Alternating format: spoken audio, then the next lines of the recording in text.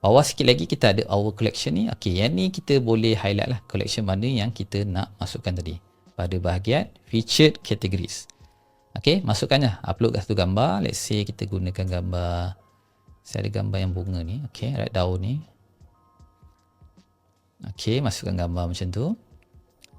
And then tukar je lah copywriting ni. Macam ni tak apalah. Ni just dia bagi orang kata apa, default je, boleh tukar je. Collection ini tukar kepada heritage series, boleh? Heritage series. Category / new arrival. Okay. Dia punya description pun boleh tukar lah, tak ada masalah. Okay. Nak tambah lagi? Boleh. Tambah lagi. Kalau nak, tambah lagi image yang kedua pula. Katalah kita ambil gambar this one. Okay. So nanti dia akan tambah satu lagi collection di sebelah sini pula. Okay. Faham So total maximum 3 lah. You boleh highlight 3 collection. Biasanya orang akan letak new arrival, best seller, sales dan sebagainya lah. Macam tu kebiasaannya lah. Okay, tak semestinya ni lilin ni apa fashion pun boleh lah. Baju kurung ke tudung ke pun boleh juga. Okay, ada lagi tak untuk homepage ni? Rasanya homepage ni saya tengok macam dah okay dah. Semua dah ada.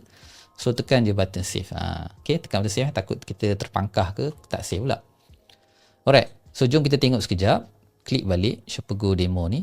Alright, so nampaklah website anda dah pun updated. Ada logo, ada announcement bar, ada 2 hero banner. Okay, and then ada featured. Yang ni nanti kita akan tukar. And then ada featured collection lah. Okay,